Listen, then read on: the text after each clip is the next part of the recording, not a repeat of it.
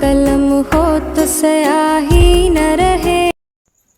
अस्सलाम वालेकुम dear students, welcome to my channel अदबगाह।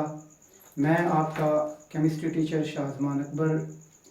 तो सबसे पहले जो चीज़ हम स्टार्ट करने जा रहे हैं केमिस्ट्री के हवाले से, केमिस्ट्री का इंट्रोडक्शन, उसकी ब्रांचेस, जो चैप्टर नंबर 1 है क्लास 9th का, जो कि एग्जामिनेशन पॉइंट ऑफ व्यू के हवाले से काफ़ी इम्पोर्टेंट है, बहुत इम्पोर्टेंट है। तो अगर अभी तक आपने हमारा चैनल सब्सक्राइब नहीं किया तो चैनल को सब्सक्राइब करें, बेल आइकन को प्रेस करें ताकि तमाम आने वाली नई वीडियोस की अपडेट्स आप तक पहुंचती रहें। अब हम अपना लेक्चर स्टार्ट करते हैं। चैप्टर को स्टार्ट करने से पहले हम इंट्रोडक्शन में कुछ चीज़ें ज़रूर डिस्कस करेंगे, जिसमें सबसे पहले हम ये देखेंगे कि साइंस क्या है। What is science?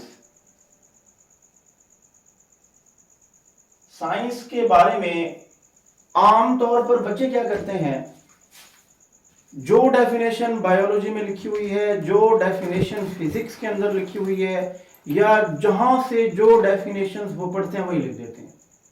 ऐसा हरगिज नहीं करना। जो केमिस्ट्री की टेक्स्ट बुक के अंदर डेफिनेशन दी हुई है वही डेफिनेशन आप लोग एग्जाम में राइट करेंगे। अगर केमिस्ट्री का पेपर है उसमें साइंस की डेफिनेशन पूछी है तो वही डेफिनेशन आप लिखेंगे जो आपकी टेक्स्ट बुक के अंदर लिखी गई है। और इसमें जो डेफिनेशन है साइंस की, the knowledge that provide understanding of this world, the knowledge that provide understanding of this world, यानी कि एक ऐसा इल्म जो इस दुनिया के बारे में फहम अता करे, हमें समझ अता करे। क्या मतलब है? मिसाल के तौर पर आप लोग आते जाते या कहीं पर भी आमतौर पर यह बात सुनते हैं कि जो हमारे पास प्लांट्स हैं ये खुराक तैयार करते हैं। अब इसका हमें कैसा पता चलेगा? वो कौन सा नॉलेज है जो हमें बताएगा? वो नॉलेज है साइंस, जिसने हमें बताना है प्लांट्स के अंदर फोटोसिंथेसिस हुई, उन्होंने कार्बन और हाइड्रोजन को, उन्होंने कार्बन डाइऑक्साइड और वाटर को इस्तेमाल करके ग्लूकोज C6H12O6 जो है वो बनाया है। ये फोटोसिंथेसिस है और इस प्रोसेस की मदद से जो प्लांट्स हैं वो अपनी खुराक खुद तैयार करते हैं। तो ये नॉलेज है, ये नॉलेज साइंस है जो हमें बता रहा है कि कैसे जो है इस वर्ल्ड में, इस कायनात के अंदर मौजूद प्लांट्स जो है वो खुराक तैयार करते हैं। ऐसे ही हमारे इर्द गिर्द जितनी भी अशियाएं हैं, इस वर्ल्ड में जितनी भी अशियाएं हैं, अगर उन चीजों के बारे में समझ बूझ हासिल करनी है तो हमें साइंस का इल्म हासिल करना होगा। साइंस एक ऐसा नॉलेज है जो हमें इस वर्ल्ड की अंडरस्टैंडिंग के बारे में बताएगा और हमें बताएगा कि ये कैसे वर्क करती है। तो डिफाइन करेंगे साइंस को एक दफा फिर, a knowledge that provides understanding of this world and how it works. ये दुनिया की नॉलेज है, इस दुनिया कैसे चल रही है, इसकी समझ बूझ, इसका फहम जो अता करेगा वो नॉलेज क्या कहलाएगा? साइंस। अब इसी साइंस की एक ब्रांच है केमिस्ट्री, जो हमारा सब्जेक्ट है, जिसे हमने स्टार्ट करना है, जिसे हमने स्टडी करना है। डेफिनेशन क्या है केमिस्ट्री की? The branch of science that deals with structure. Structure को हम बोलते हैं साख्त, उर्दू में साख्त कहा जाता है। कंपोजिशन, कंपोजिशन को उर्दू में बोला जाएगा तरकीब, के उसके इंग्रेडिएंट्स क्या हैं, किन किन चीजों से जो है वो चीज कंपोज की गई है जिसे हम स्टडी कर रहे हैं। प्रॉपर्टीज, खसूसियात, जो कि दो किस्म की हो सकती हैं। फिजिकल प्रॉपर्टीज जो डिपेंड करती हैं फिजिकल स्टेट के ऊपर, और दूसरी है केमिकल प्रॉपर्टीज जो डिपेंड करती हैं केमिकल कंपोजिशन के ऊपर। ये हमने नेक्स्ट लेक्चर के अंदर डिस्कस करना है कि फिजिकल प्रॉपर्टीज क्या हैं और केमिकल प्रॉपर्टीज क्या हैं। इसके अलावा रिएक्शंस, यानी कि जिन चीजों के बारे में हम स्टडी करेंगे केमिस्ट्री के अंदर, वो कौन कौन सी, उसकी कौन कौन सी चीजों के बारे में स्टडी करना है? उसकी स्ट्रक्चर, उसकी कंपोजिशन, उनकी प्रॉपर्टीज और केमिकल रिएक्शंस। यानी कि हम डिफाइन करेंगे केमिस्ट्री को, the branch of science that deals with structure, composition, properties and reactions. और वो किस चीज के बारे में? ये तमाम चीजें हमने किस चीज के बारे में स्टडी करनी है? दैट डील्स विद मैटर, यानी कि हमने किस चीज के बारे में मुताला करना है केमिस्ट्री के अंदर, हम मैटर के बारे में स्टडी करेंगे। मैटर की हम स्ट्रक्चर देखेंगे, मैटर की कंपोजिशन देखेंगे, वो किस चीज का बना हुआ है, उसकी प्रॉपर्टीज खसूसियात को देखेंगे, और केमिकल रिएक्शंस को किन किन अशिया के साथ कैसे वो रिएक्ट करता है। तो ये तमाम चीजें हम केमिस्ट्री के अंदर स्टडी करेंगे। डेफिनेशन को एक दफा फिर से मैं रिपीट करवा दूं। Chemistry is branch of science that deals with structure, composition, properties and reactions of matter is called chemistry. तो केमिस्ट्री की इसके बाद हम ब्रांचेस की तरफ आते हैं। केमिस्ट्री की यहां पर क्लास 9th के अंदर मेजर 8 ब्रांचेस जो हैं, जो कि शॉर्ट क्वेश्चन के अंदर भी आती हैं और एग्जामिनेशन पॉइंट ऑफ व्यू के हवाले से लॉन्ग के लिए भी इंतहा इंपॉर्टेंट है। मोस्टली जो है क्वेश्चन पूछा जाता है ब्रीफ एनी 4 ब्रांचेस, या डिस्क्राइब एनी 4 ब्रांचेस, या explain any 4 branches of chemistry, या वो मेंशन कर देता है कि फलां फलां 4 ब्रांचेस को डिफाइन करें। तो ना सिर्फ आप डिफाइन करेंगे बल्कि इनके स्कोप्स भी लिखने होते हैं। आमतौर बच्चे जो हैं वो सिर्फ डिफाइन लिख के छोड़ देते हैं, तो इससे आपके मार्क डिडक्ट होंगे। आपने ना सिर्फ ब्रांचेस को डिफाइन करना होगा बल्कि उनका स्कोप भी लिखेंगे। वो कौन कौन सी 8 ब्रांचेस हैं? सबसे पहली है physical chemistry, second one organic chemistry, third inorganic chemistry, fourth biochemistry. Next भी आप लोगों को बताता चलूं, फिफ्थ है environmental chemistry, fifth one is environmental chemistry. ये हम अपने नेक्स्ट लेक्चर के अंदर डिस्कस करेंगे। नेक्स्ट सिक्स्थ वन जो है वो है आप लोगों के पास analytical chemistry, analytical chemistry sixth branch. Seventh one is industrial chemistry, seventh branch of chemistry is industrial chemistry, and eighth is nuclear chemistry। ये 8 ब्रांचेस जो 9th क्लास के इस चैप्टर नंबर 1 के अंदर इंक्लूडेड हैं। Physical, organic, inorganic, bio, environmental, analytical, industrial and nuclear chemistry. आज in first 4 को discuss करेंगे। सबसे पहले फिजिकल केमिस्ट्री है। डेफिनेशन आप लोगों को बता दूं, the branch of chemistry that deals with the study of relationship between, 2 चीजों के दरमियान ताल्लुक है, composition and physical properties, composition and physical properties of matter along with changes in them. इसका क्या मतलब है? चेंजेस इन देम से मुराद कि अगर कंपोजिशन हम चेंज करते जाते हैं तो उनकी जो फिजिकल प्रॉपर्टीज हैं वो भी चेंज होती जाएंगी। फॉर एग्जाम्पल, एक मैटर है जिसका फार्मूला है H2O, यानी कि इसकी कंपोजिशन में 2 हाइड्रोजन है और 1 ऑक्सीजन है। ये कंपोजिशन मैं चेंज करता हूं। अब मैं ये बता देता हूं कि ये हमारे पास, अगर मैं इसे चेंज करके बता दूं CO2 बना दूं, देखें कंपोजिशन चेंज हो रही है। पहले H2O है, उसके बाद CO2 है, तो इन दोनों की फिजिकल प्रॉपर्टीज भी डिफरेंट है। ये आपके पास लिक्विड स्टेट है, ये आपके पास गैसियस स्टेट है, ये वाटर है, ये कार्बन डाइऑक्साइड है। यानी कि इस ब्रांच के अंदर हमने क्या करना है, मैटर की कंपोजिशन और फिजिकल प्रॉपर्टीज के दरमियान रिलेशन, और इस कंपोजिशन की वजह से इस फिजिकल प्रॉपर्टीज में आने वाली चेंजेस को क्या करना है, स्टडी करना है। This branch is physical chemistry, the branch that deals with the relationship, किस चीज के दरमियान, between composition and physical properties of matter along with changes in them is called physical chemistry। इसका स्कोप क्या है, इसमें हमने किस किस चीज को स्टडी करना है, ये लाजिम लिखेंगे। एग्जामिनेशन में अगर ये सवाल आता है, इसमें हमने स्ट्रक्चर ऑफ एटम को स्टडी करना है।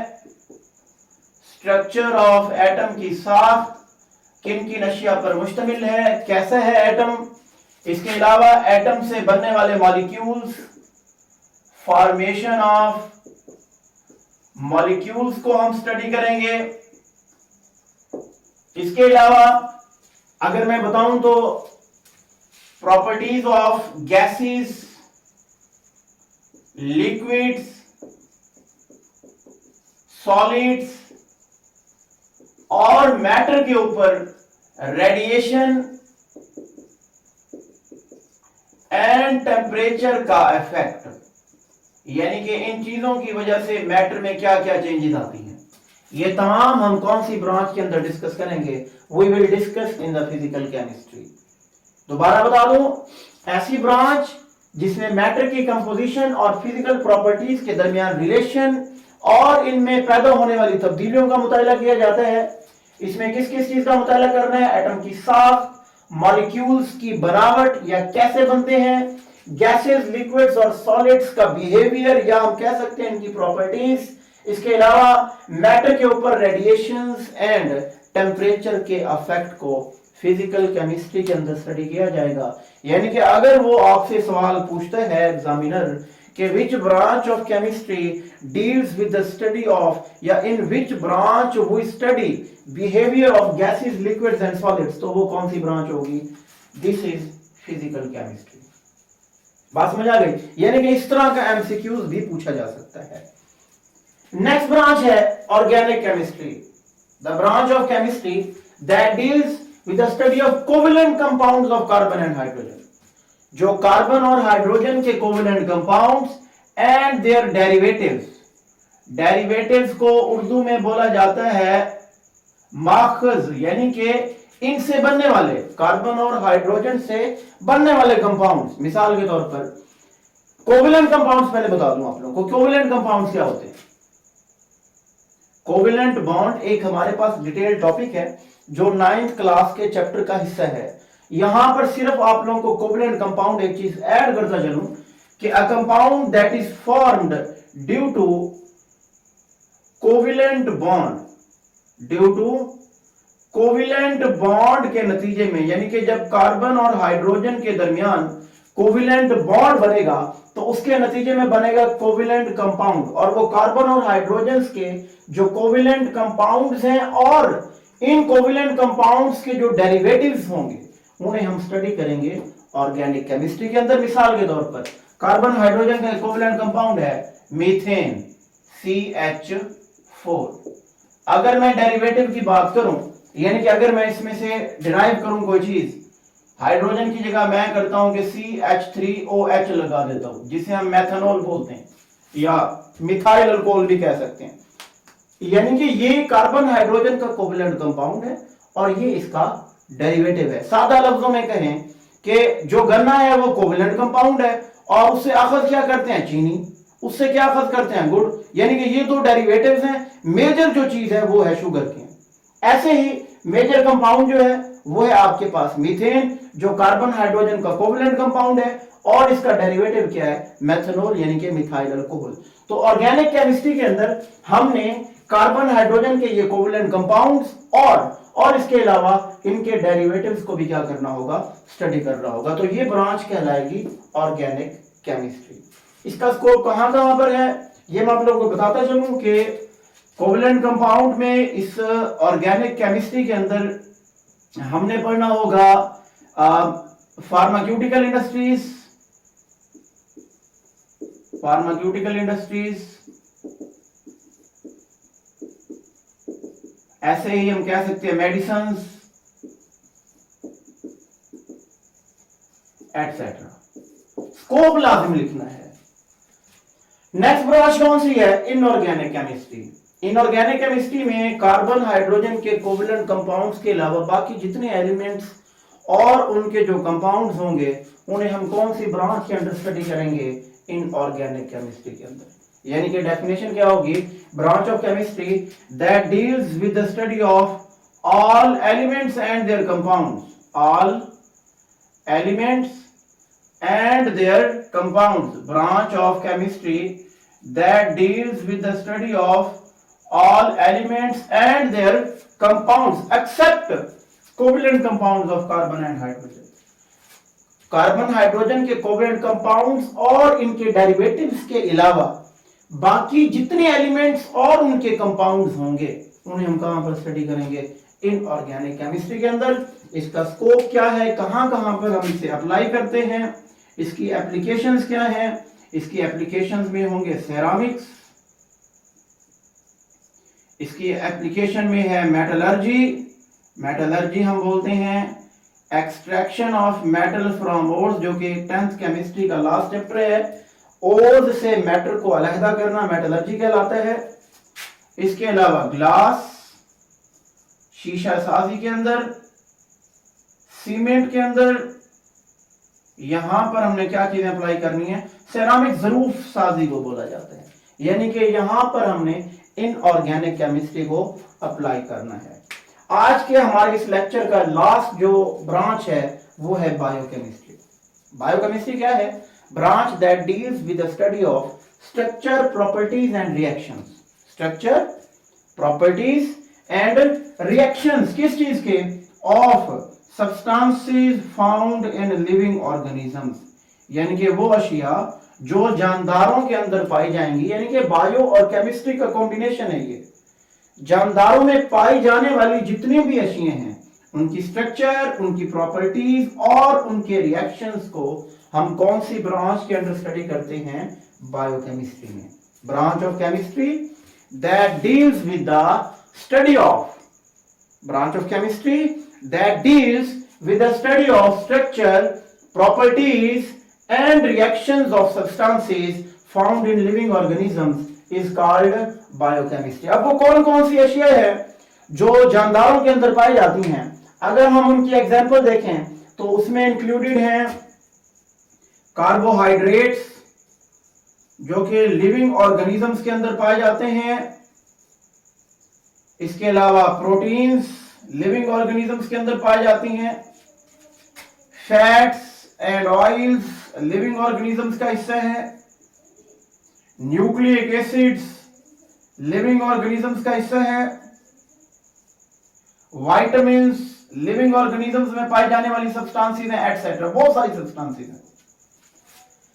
तो इन जानदारों के अंदर पाई जाने वाली ये जो अशियां हैं, इनकी स्ट्रक्चर, इनकी प्रॉपर्टीज और इनके रिएक्शंस को हम बायोकेमिस्ट्री के अंदर स्टडी करेंगे। तकरीबन तमाम तर जानदारों के अंदर होने वाले जो मेटाबॉलिक प्रोसेसेस हैं, ये ब्रांच उन तकरीबन तमाम को कवर करती है। और अगर हम इसका देखें कहां कहां पर इस्तेमाल है, फूड के अंदर, मेडिसिन के अंदर, एटसेट्रा। तो ये वो 4 ब्रांचेस हैं। पहली physical chemistry, organic chemistry, inorganic chemistry and biochemistry. दोबारा रिपीट करवा दूं। फिजिकल केमिस्ट्री, जिसमें हमने मैटर की कंपोजिशन और फिजिकल प्रॉपर्टीज के दरमियान रिलेशन और इनमें होने वाली तब्दीलियों का मुताला करना है। ऑर्गेनिक केमिस्ट्री, जिसमें कार्बन, हाइड्रोजन के कोवलेंट कंपाउंड्स और उनके डेरिवेटिव्स को स्टडी करना है। इनऑर्गेनिक केमिस्ट्री, जिसमें हमने कार्बन, हाइड्रोजन के कोवलेंट कंपाउंड और उनके डेरिवेटिव्स के अलावा बाकी तमाम कंपाउंड्स को हमने स्टडी करना है। बायोकेमिस्ट्री, जिसमें हमने जानदारों के अंदर पाई जाने वाली जितनी भी अशियां हैं, उनकी स्ट्रक्चर, उनकी प्रॉपर्टीज और रिएक्शंस को स्टडी करना है। तो आज का ये हमारा पहला लेक्चर, जिसमें हमने केमिस्ट्री का इंट्रोडक्शन देखा और उसकी पहली 4 ब्रांचेस डिस्कस की। ये लेक्चर हमारा यही एंड होता है। इंशाअल्लाह ताला लेक्चर नंबर 2 के अंदर नेक्स्ट 4 ब्रांचेस, बेसिक डेफिनेशंस को हम डिस्कस करेंगे, जो हमारे इस चैप्टर नंबर 1 का बहुत ही इंपॉर्टेंट हिस्सा है। चैनल को सब्सक्राइब जरूर करें, बेल आइकन को प्रेस करें, ताकि तमाम आने वाले नए लेक्चर्स की अपडेट्स जो हैं आपको मिलती रहें। शुक्रिया, अल्लाह हाफिज़।